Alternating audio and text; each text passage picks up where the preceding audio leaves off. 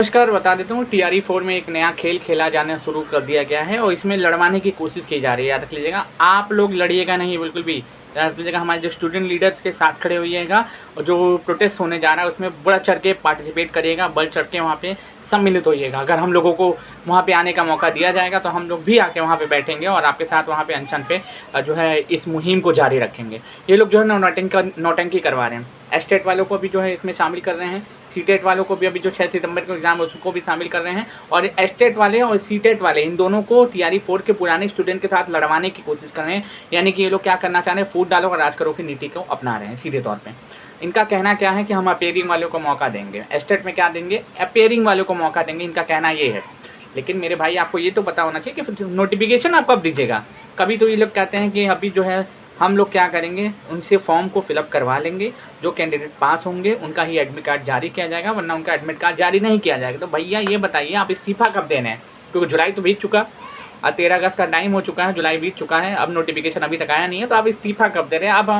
अब अपना तो नोटिफिकेशन का मुद्दा रह ही नहीं गया, अब आप इस्तीफा दीजिए, फिर उसके बाद नोटिफिकेशन आएगा तो चलेगा। लेकिन आप अपने बात पे अटल नहीं रहें, आप एक नंबर के झूठे, ठीक है, धोखेबाज और याद रख लीजिएगा छात्रों को गुमराह करने वाले शिक्षा मंत्री हैं, जो हमारे स्टूडेंट के साथ जीवन के साथ खेल रहे हैं। याद रख लीजिएगा, जब से शिक्षा मंत्री बने हैं उस दिन से आंदोलन शुरू हुआ था और फिर से आंदोलन 18 तारीख को शुरू होने जा रहा है।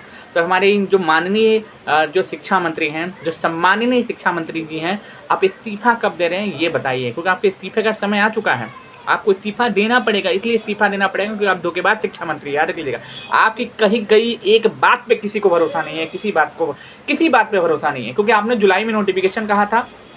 जुलाई में जो मीडिया कर्मियों ने पूछा तो नोटिफिकेशन कब आ रहा है, अरे अधियाचना भेजेंगे 25 तारीख तक। फिर उसके बाद जो है अधियाचना चला गया तो वापस सुधारने के लिए भेजे, सुधार करके वापस बीपीएससी के पास चला गया, अब बीपीएससी के पास वापस चला गया, पता नहीं नोटिफिकेशन कब आएगा। उसके पहले एस्टेट का एग्जाम का डेट अनाउंस कर देते हैं, बीपीएससी तैयारी का कुछ हते पता नहीं है, और यहाँ पे जो है दोनों को लड़वाने के चक्कर में आप लग गए हैं। देखिए एस्टेट वाले, मैं चाहता हूँ आपको भी मौका मिले, मैं आपका दुश्मन नहीं हूँ, लेकिन प्रॉब्लम ये है कि नोटिफिकेशन पहले आना चाहिए, फॉर्म फिलअप होते रहना चाहिए, ठीक है। न तो इनके चक्कर में रहेगा तो नवंबर तक नोटिफिकेशन आने का कोई चांस नहीं है, क्योंकि एस्टेट आप सितंबर में फॉर्म फिलअप करवाइएगा, मान लो पूरा अगस्त में फॉर्म फिलअप करवा लीजिएगा, सितंबर में एग्जाम ले लीजिएगा, अक्टूबर में रिजल्ट आएगा, फिर आप नोटिफिकेशन रिलीज करिएगा, फिर नवंबर में फॉर्म भराएगा, फिर दिसंबर, फिर एग्जाम कब लीजिएगा, हमको तो ये नहीं समझ में आ रहा है।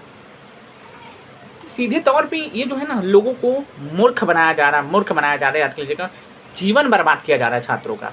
तो आप लोग एस्टेट वाले हैं, बिल्कुल भी घबराइएगा नहीं, ठीक है। हम चाहते हैं आपको मौका मिले, लेकिन नोटिफिकेशन पहले रिलीज होना चाहिए। सबसे पहले अब शिक्षा मंत्री जी का इस्तीफा होना चाहिए, हमारे माननीय शिक्षा मंत्री जी आपका इस्तीफा होना चाहिए, जो कि आप एक नंबर के झूठे शिक्षा मंत्री हैं, ठीक है। अब इतना खुल के बोलने का भी मतलब नहीं है, क्योंकि वीडियो कई बार हटा दिया जाता है, बैन कर दिया जाता है, स्ट्राइक मार दिया जाता है, ठीक है। लेकिन कोई बात नहीं, हम लोग आपके लिए खुल के बोलते हैं, खुल के बोलते रहेंगे, और जिनको जो समझना है समझिए, हमको फर्क ही नहीं पड़ता है, इतना एकदम फर्क ही नहीं पड़ता, ठीक है।